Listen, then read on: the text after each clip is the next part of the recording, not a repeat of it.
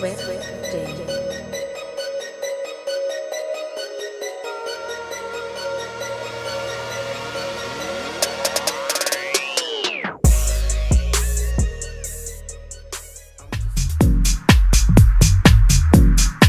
This is Chef Rob. I'm here at the historic Franklin Cider Mill today. We're going to do a quick hit and run and show you guys what it's all about. They got some lovely fresh apples here, cider, just about any type of apple product along with some other goodies. We're going to show you what it's about here on Detroit Flex. Layer cake. So we have layer 1, then layer 2, 3, 4, 5, 6, 7. Each layer gets about that high, but the press goes up and down. Okay. So that's the press right in here. So the press is stationary. Say there's about, I'd say probably 300 to 500 apples, depending on the size of the apple for each layer. A lot of color. You get a lot of light colors, like the Honeycrisp apple is a real light apple. A lot of people like the Honeycrisp. I myself like the Honeycrisp the best. The other variety we have is the 7-color, 7-layer cake with 7 different varieties of apples. So we mix. Right. And some like it's pure.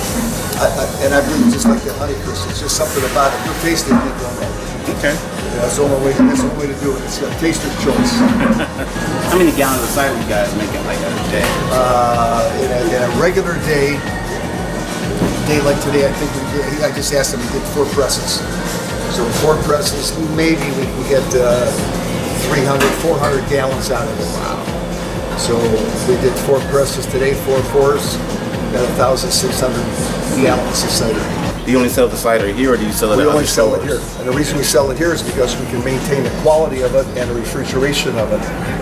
So we don't sell it to any other cider mills or any place else. But there is really only one cider mill, and that's this one. And the reason is because the quality, the experience, and I mean, you just look at all the people that come in. We got a real mixed variety of people. And once you come in here and you get your donuts, that we only serve hot. We only have a hot donut. So you never get a cold donut here. And you get that hot donut. And I tell everybody you never have to throw a donut away. No. You get home, and so you got your 12. You got a dozen donuts, so you got 12, or you got 6, whatever number you wanted. And now you get home, and you just ate 6 of them. If you got 6 more, you don't want to eat any more. Each year you have 3. Man, that's the best donut I ever had. They are. But now you got 6 more. Yeah. So you say, what do I do with them? Well, what you do with them is you put them in a plastic Ziploc bag, and then put them put it right from the Ziploc bag, put it right in the freezer, and leave it in there for 5 days. Or 5 years. You take them out, 2 of it, just say you want 2, you want 3. You take 3 of them out, they're frozen, and put them in a regular oven at 350 degrees for 5 minutes, and that donut is going to come right back up and bite you, because it's going to be just like the one you had the first time. Right. But you got to freeze it. If you don't freeze it, then it gets aged, kind of like the meat. This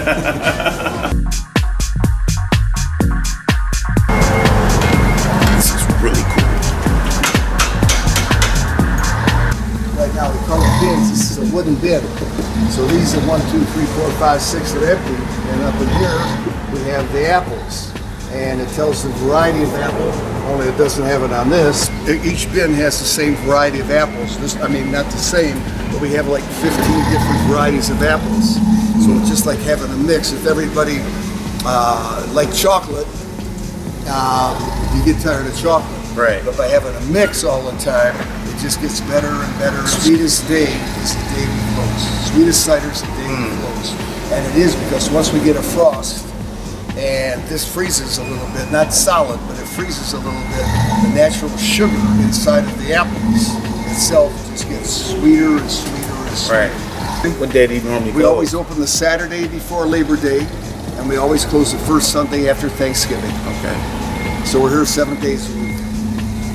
And it takes about 4 months to get ready, and maybe 2 weeks to 3 weeks to get out. So when you guys close for the season, what do you do with all the leftover products and things like that? Leftover product, if there's any cider left over, which there is a lot of times, because you can't just balance, we try to, but we send that cider to our freezer storage, Okay. And they freeze it. So and then in the beginning of the season, they're getting the best of the cider at the end of the season. So we bring that in the beginning, and we mix that with the early variety of apples that are coming up, which is usually going to 2, maybe 3, 4 different varieties. First week you probably have 2, then the second week you have 3, the next week, the third week you have 4, and now you're starting to get into varieties. So the more myself, it's like if you're married to one woman, you know who she is. But if you have 7 of them, Right. I don't want to say it tastes better, but you got more going on. Right. You know what I mean? So right. It's just a little better. So you have them like bringing more people to the party. Right. So that's why we say as the season goes on, it really just gets better and better and better.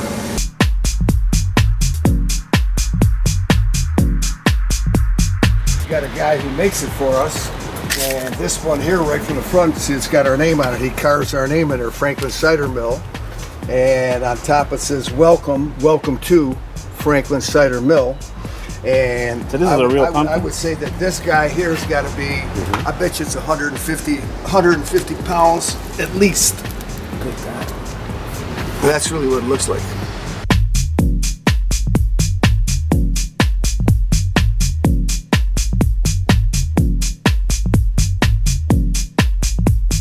Van Every, so he's the man who started this place. Van Every Grist Mill. I'll read it to you, but you don't need me to, but I'll read it out loud. In 1837, Colonel Peter Van Every erected a flouring mill on the banks of the Franklin River, which is right behind us. For a time, this mill was the only grist mill in Oakland County at which a farmer could sell wheat for cash money. So all around this whole area here were all wheat farmers. So they lived around here, or they owned the property here, and they would grow wheat. And so what happened is they would bring the wheat here to the potashery. It was erected in 1838 at the rear of the mill, which is on the other side, but it's not in evidence today. The cider press currently in use, which we saw inside, is believed to have been moved from another mill located further down the stream, which would be down that way. Then Colonel Peter Van Every built the distillery, which was making moonshine in 1837 across the street over there from the mill, but it has since disappeared. That's when that building came up and knocked that part of it down. And that was before my dad had it. It's been my family was maybe 18 years, and maybe 6 years before that, I used to ride my bike here with a couple friends of mine after school. I had a little two-wheeler bike, and I lived over there at Franklin Knowles, where maybe my mom and dad were the 3rd or 4th family that moved in there. And before that, we lived in Detroit. For many, I was raised in Detroit, and so we moved there. And I used to ride my bike here all the time with my buddies, and we get some cider, get some donuts, look at the girls, and go home. You know, but we're young at the time. Now we just want to come and get some cider and go home. Had enough of that.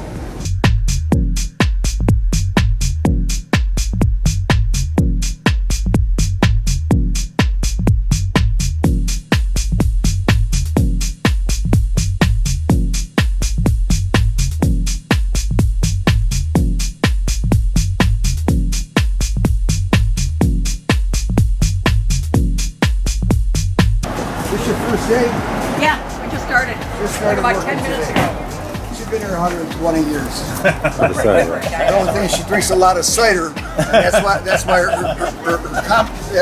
she looks so good. Look at that smile on her face. Her skin is so nice. Drinking that 137-year-old cider. It's the honey that I smell right there. So these are just a lot of things that are made for us. Franklin Cider Mill. This is red raspberry preserves. This is a black raspberry preserve. Blackberry, there's a strawberry preserve. And then they got the frog, F-R-O-G jam. And that's a jam. And then they got cherry preserves, strawberry preserves. So what's the shelf life on these? The shelf life on these here really is good. If you just would stay closed, not opening it, I say you got 5 years. Okay. 5 years. Because I've taken it home and I've had it that way. Then look at this one here. They call this the moonshine jelly. Now we turn it this way. If you saw the cherry preserve, you see chunks of cherry. It's just so thick. The jelly's real thick. A bunch of jams and these pea pollens, which is a real big thing.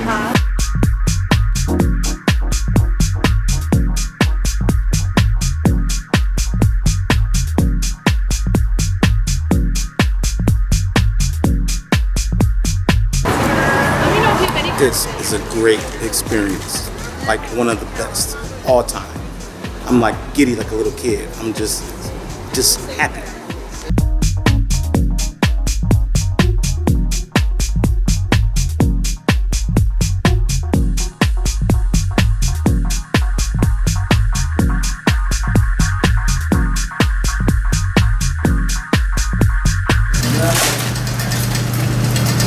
Here and you look down inside there, and this donut thing, like still making more of it. The chute just is coming down, so the chute is upstairs.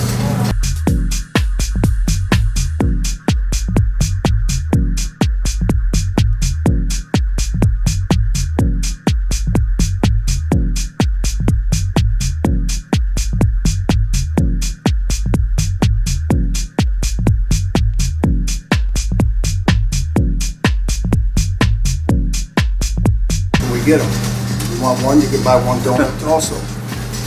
That's insane. Who eats one donut? It's hard to eat one donut. Right.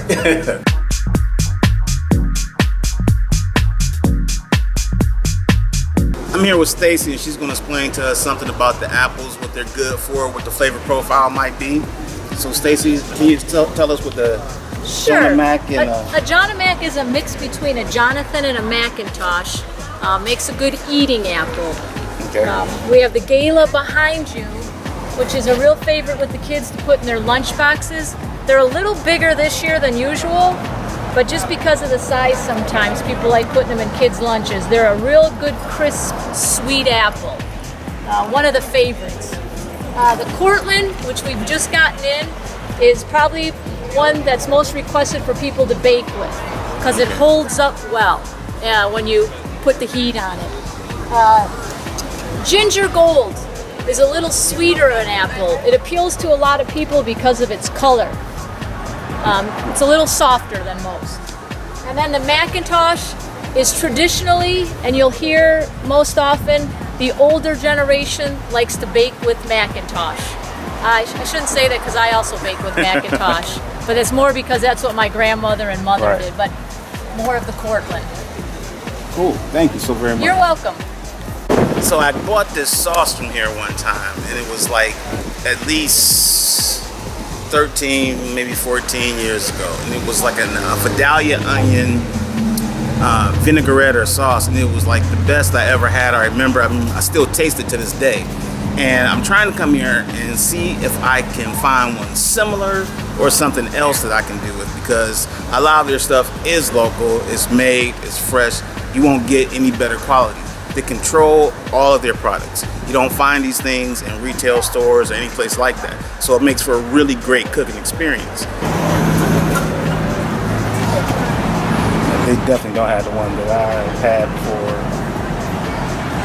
So right now I'm looking for something that have an idea that I want to try to execute with stuff that we got from here today and kind of fusing something kind of traditional.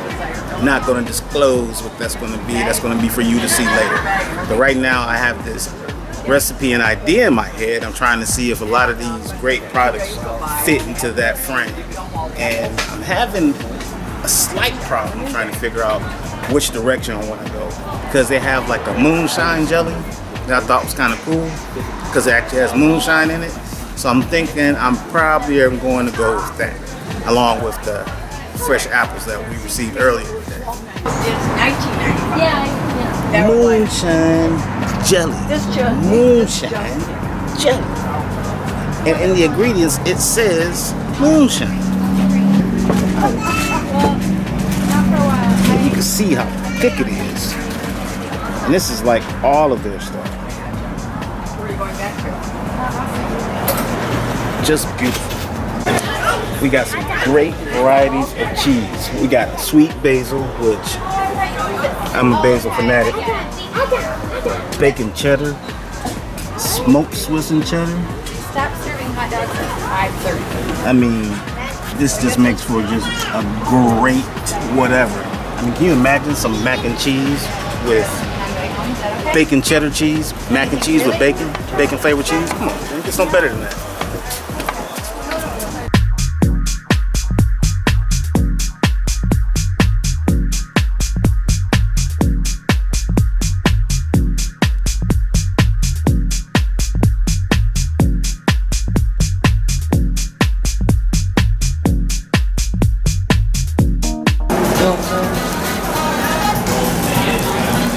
The world's best French toast can be made with this. I'm a French toast fanatic.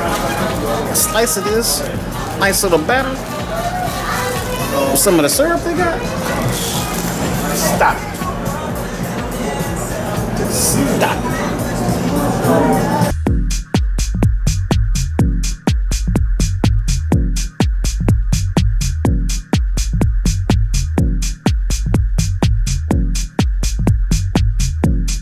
You are? I run it. You run it? I run it. I started Tent City outside. Okay. And I Great idea. Thank you. And I basically run the whole establishment. I have my management, and we just put it all together, and we're a team effort. I have had a lot of the people outside, especially, they've been together for 7 years with me. Wow. And and that's why the outside looks like it does, because they also take a lot of pride in what they do. And we absolutely love it here. I love it. Well, thank you. I've been coming here since I was 10. Oh my goodness, really? Well, we're so happy to have you join us here.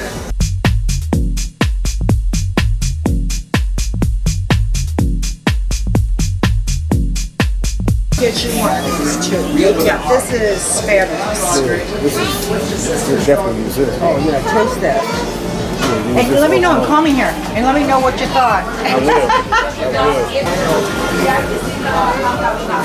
It's my eyes, man, big, so I can't wait to do something freaky with this.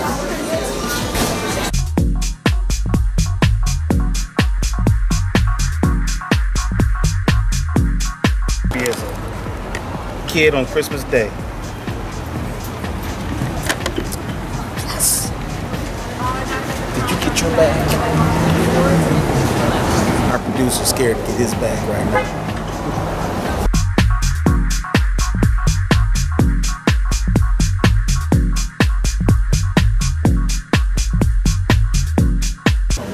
We are departing our great, wonderful hit and run from the Franklin Cider Mill. As you see, both hands full. Compliments of our gracious hosts, Barry and Marlene. I highly encourage you to come out here. This is one of the most treasured hidden jewels of the area. Right here, 14 Mile Middle Belt, in the heart of Franklin City, Detroit flavor, and we out.